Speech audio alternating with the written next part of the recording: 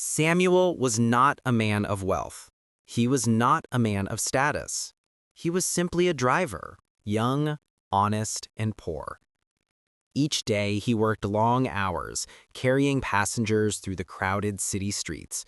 The smell of dust, sweat, and smoke clung to his clothes. His shoes were worn thin, and his pockets were nearly always empty. But even though he had little, Samuel carried something rare. He carried truth. From the time he was a boy, people had mocked him for it. They laughed when he refused to cheat on exams. They scolded him when he refused to lie to cover mistakes. Honesty will only make your life harder, they told him. But Samuel could not change who he was. And though his truthfulness cost him opportunities, he could never bring himself to be false. At night, when Samuel returned home, he saw the weary face of his mother. Her hands were calloused from endless work. His younger sister looked at him with hopeful eyes, as if waiting for Samuel to be the one to change their fortune. And Samuel carried the heavy weight of that responsibility. He dreamed of a better life.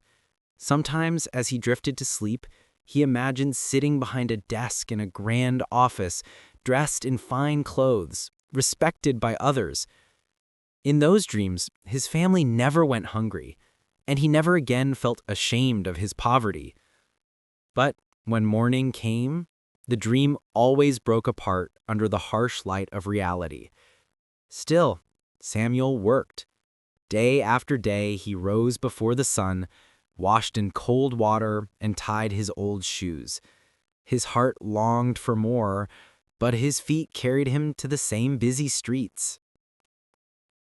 One morning, Samuel was hired to drive a wealthy businessman named Mr. Adams. Mr. Adams was a man of great power. His companies stretched across the city. His wealth was known by all.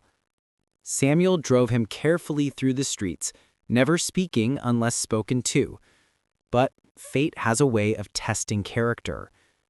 That day, Mr. Adams asked Samuel a question that would decide his future. It would have been easier to lie. A small lie, Samuel knew, could make him look better, stronger, more capable. But Samuel's heart could not twist the truth, so he spoke honestly. Mr. Adams studied him with sharp eyes, and though Samuel left that ride unsure of what the man thought, the choice to speak truthfully planted a seed that would change his life forever. That evening, Samuel lay in bed, restless. His heart pounded with fear that he had thrown away a chance at something greater.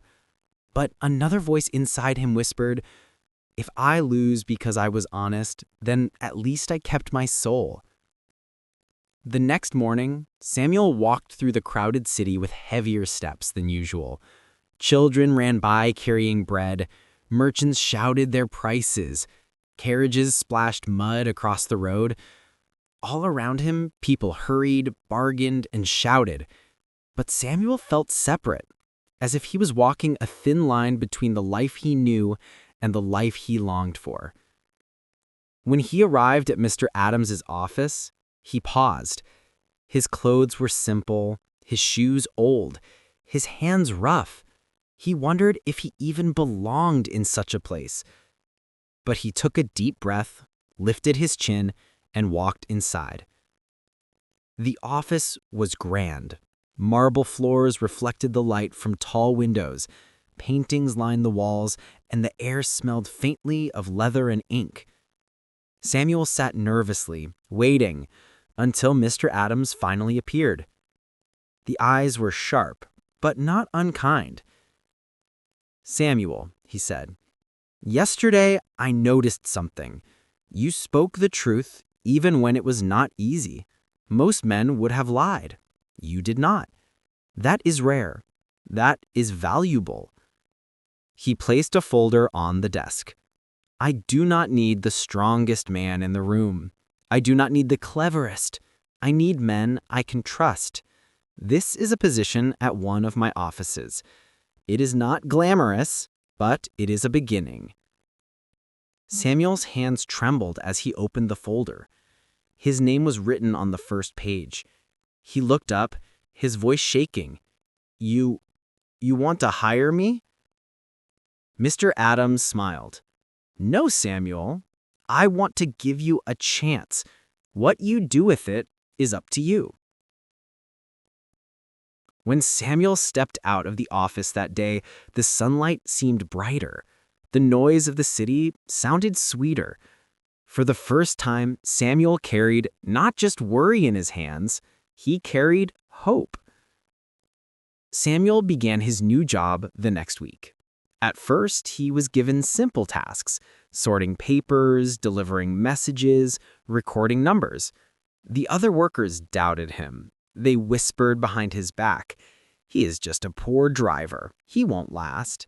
But Samuel remembered Mr. Adams's words, "I need men I can trust." So he worked harder than anyone. He arrived early, he stayed late, he checked the numbers again and again, making sure they were correct. He ran through rain to deliver messages on time. Weeks became months. Slowly, the whispers stopped. And in time, people began to say, "Ask Samuel, he will know. He's careful. He's honest." Mr. Adams noticed. He gave Samuel greater responsibility, managing the supply records for a factory. At first, the older workers resisted him. They scoffed at the young man who still looked like a driver. But Samuel stayed calm. He worked beside them, never asking of others what he would not do himself. And slowly, their respect grew. Years passed. Each time Samuel proved himself, Mr. Adams gave him more. From supply records to managing deliveries. From deliveries to organizing entire departments. From departments to overseeing entire businesses. Step by step, he climbed, not through lies or shortcuts, but through trust. And with each step, he became not just a better worker, but a stronger man. At last, the day came when Mr. Adams, now older, called Samuel into his office again. But this time, Samuel entered not as a nervous driver, but as a respected leader. His clothes were clean, his hands steady, and his eyes calm. "Samuel," he said, "when I first met you, you had nothing but honesty. That was enough. Today, I leave my company in your hands. Not because you are the richest, not because you are the cleverest, but because you are the most trustworthy." Samuel bowed his head, his heart full. This was the dream he had once seen only in his sleep. Now it was real. Years later, Samuel was known across the city as a man of fairness and truth. People trusted his word more than any contract. His family lived in comfort. His sister became a teacher. His mother no longer worked herself to exhaustion. One afternoon, Samuel saw a young man sitting nervously on the steps of his office. His clothes were worn, his shoes were broken, his eyes were filled with both fear and hope. Samuel sat beside him and asked, "What brings you here?" The boy whispered, "I need work. I can't promise I'm the smartest. I can't promise I'll never fail. But I can promise I'll work hard." Samuel smiled, hearing his own story in the boy's words. He placed a hand on the boy's shoulder. "Then you already have what matters most. Come inside. Let's give you a chance." That evening, Samuel lay at his window, looking out at the glowing lights of the city. He remembered the hunger, the cold mornings, the mocking voices, the moment when lying would have been easier. He remembered choosing honesty and how that one choice had changed everything. And with a quiet voice, he whispered to himself, "Honesty built this life, and honesty will build the lives of others too."